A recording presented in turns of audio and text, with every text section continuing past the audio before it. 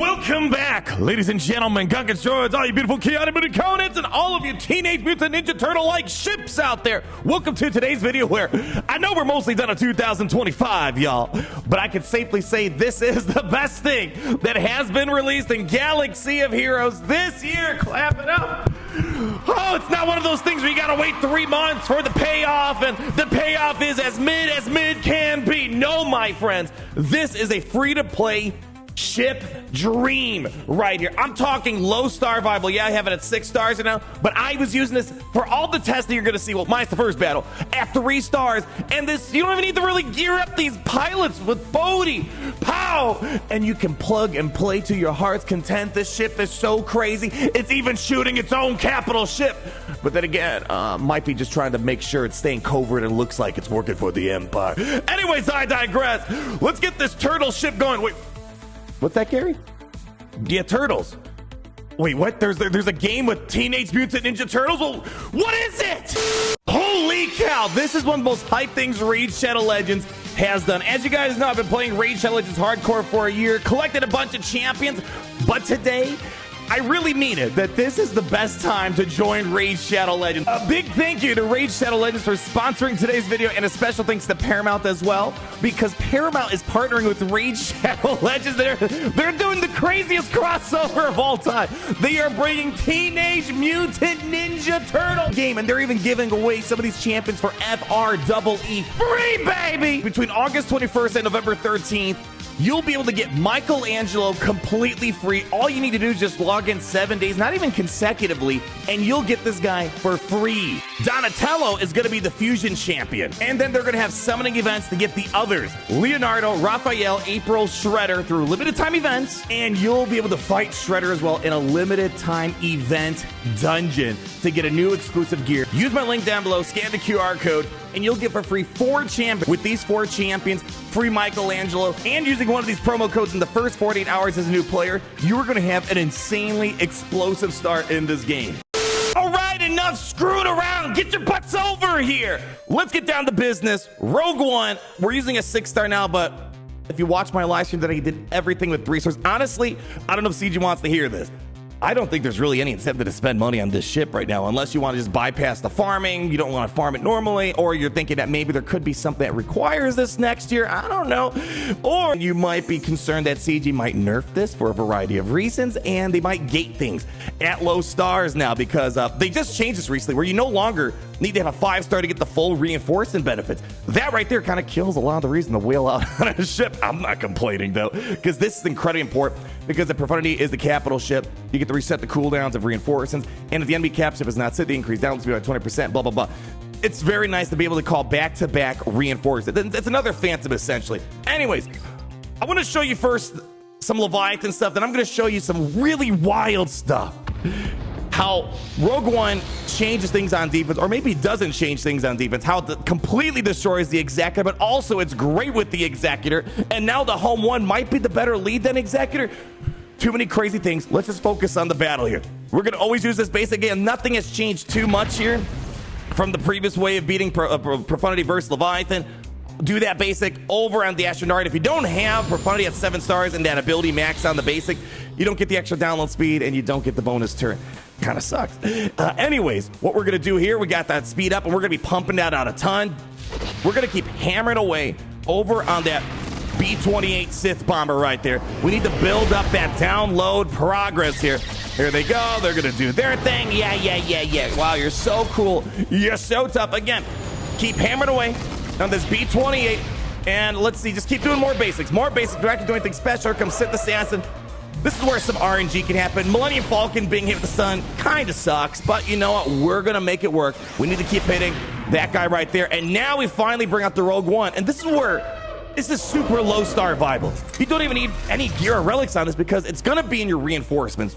And it can't be targeted when it's out in the field. There are other non-capital ship allies. This is why it's such a great low star, low gear ship out there. And we need to pump this out a ton. We're going to reduce the cooldowns of our allies, rebel allies that is, by 1. And now that's going to allow Dash and Dar and the crew to get a lot of big abilities cooking out there a lot sooner. Therefore, getting us to our ultimate just a little bit faster, yeah? All right, they're going to keep doing their thing. That's fine. Just do basic. We're going to, and Great thing is here, too, this guy's a bit wild. Look at him. He's going to literally shoot his own capital shit right now. They didn't really dial in the animations for this. We have an opening here, but it was great seeing that we can clear off all that force with that AoE. We're going to keep pushing over here. Just real quick, get a quick crit. And the great thing about this guy, I'm able to call in a second reinforcement. It's essentially a better, more improved version of Phantom.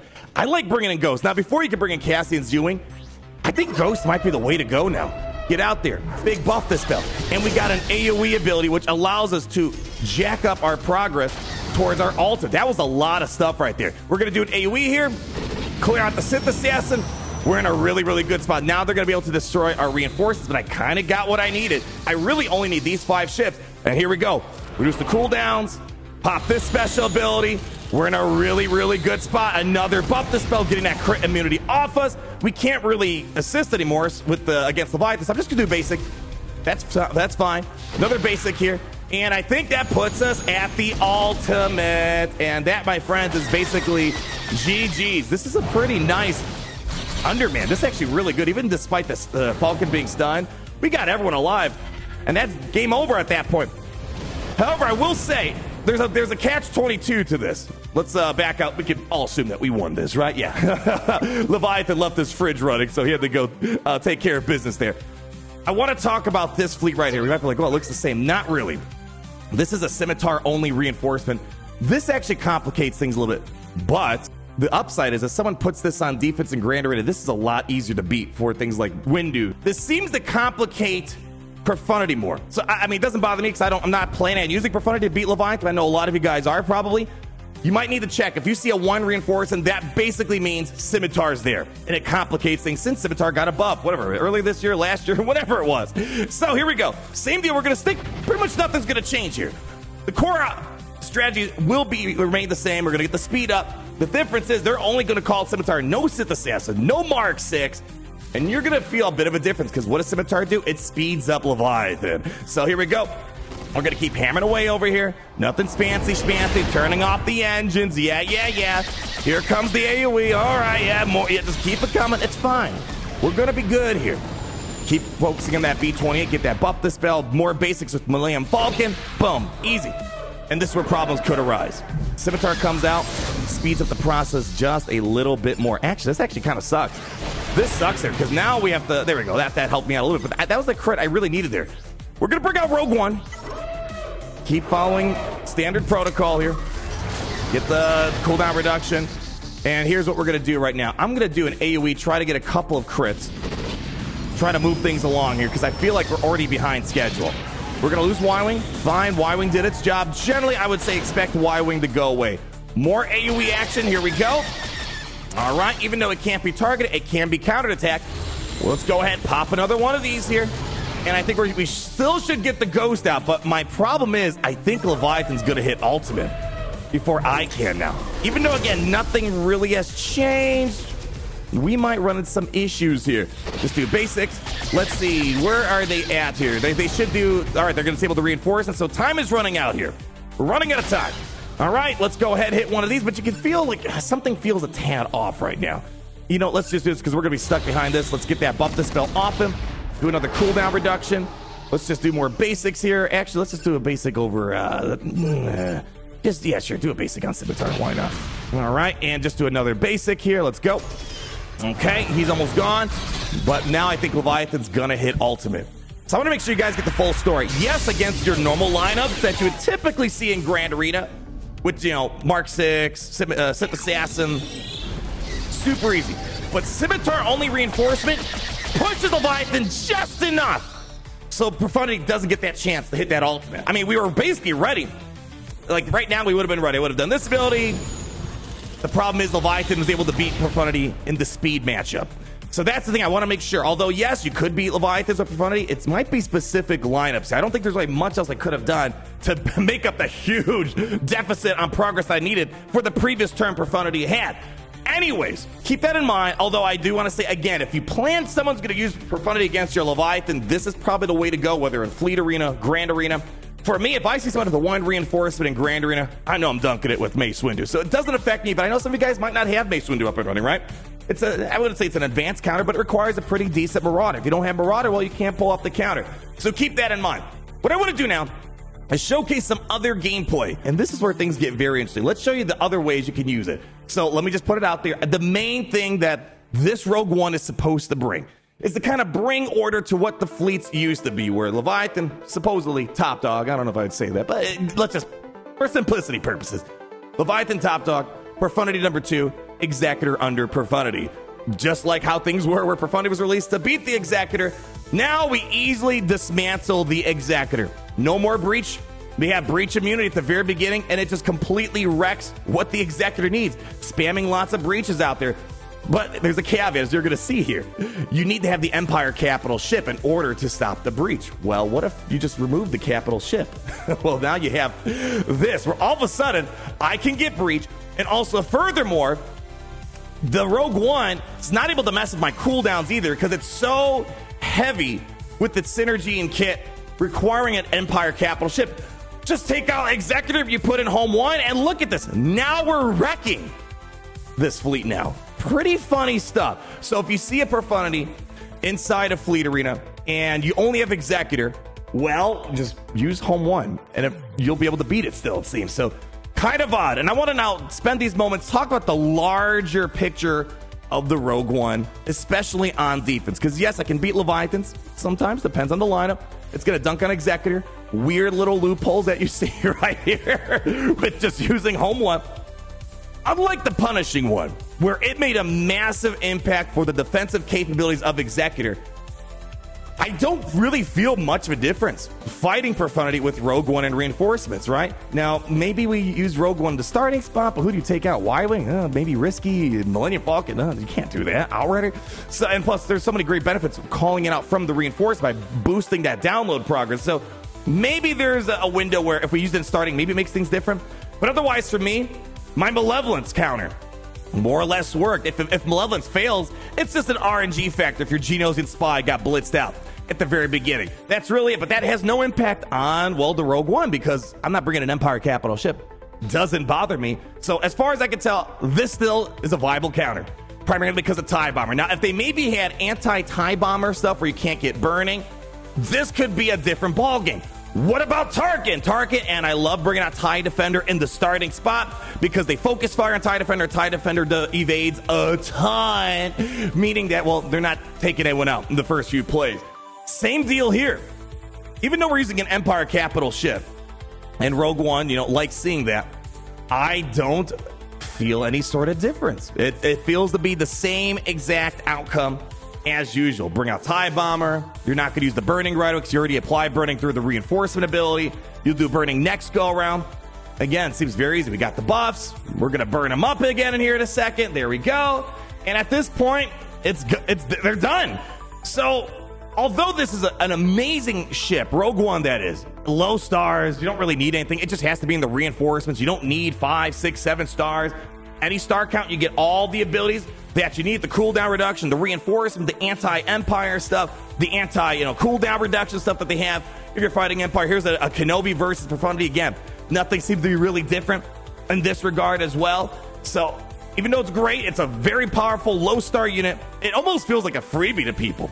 And maybe because it's not really changing things much in defense, maybe that's why, they don't really make it that powerful. I don't know. I have a tinfoil hat there. I do believe this is probably the worst year for Star Wars Galaxy of Heroes in terms of releases, the things they've done. There's a couple good things, of course, throughout the year. But, for the most part, this whole year has been, here's a bunch of units. We're going to force you to require them for something.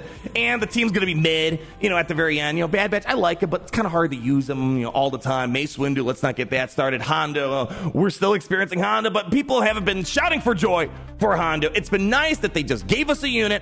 I could plug it into something. I don't need to wait 3 months. It made a fundamental difference. It's mixing things up a little bit.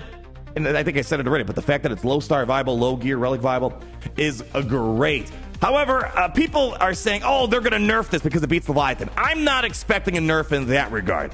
What I might expect a nerf is this. You can use Rogue One on your Executor because it doesn't require Profundity to stop the enemy from reducing their cooldowns. Right? So this essentially means if you have Rogue One on your reinforcements, and the enemy's not going to know this. It's going to be hard to tell if someone has Rogue One.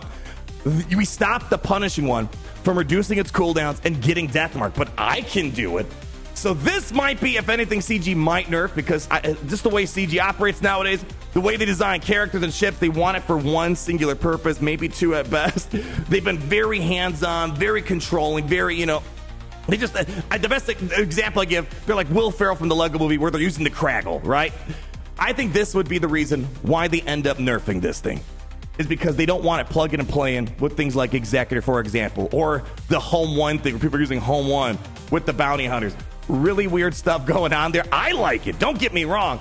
But the fact that we're beating Leviathan with Rogue One, I think was to be expected. I showed you guys post-Leviathan buff, Profundity was still getting pretty close to beating Leviathan. We need that few extra percentage points, and well, that's where the Rogue One came in handy and made things a lot easier. And the thing to keep in mind too, by no means is that Profundity counter super simple all the time, right? We showed there complications could arise, and there's a very, very specific strategy to making it work. The Profundity on defense will not be able to figure it out versus Leviathan. So Leviathan will be able to dunk Profundity very easily. There's a window that Profundity could beat Leviathan. You got to play your money right. And, you know, I think that's okay. But I do think at the end of the day, the big problem that CG might have is the fact that, well, non-capital enemy ships are immune to cooldown reduction. And again, you don't require Profundity for this part here. Yeah, that might be where they have issues here. And again, you really only need this in the reinforcements chilling, too. That's the funniest part, right? You don't even need to really call it out, right? So, yeah, it's while Rogue One is activated reinforcements. So, it's kind of fun. It's kind of an emotional support ship, as I say. If you're worried about, let's say, punishing or reducing cooldowns, we'll just throw it in your reinforcements, and you're good to go. Keep in mind, though, it's got a high reinforcement priority. So, even if you have it at, like, slot 4, likely it's coming out first. And I don't want it coming out first in an Executor. I preferably don't want this ever coming out in Reinforced. So, sneaky trick.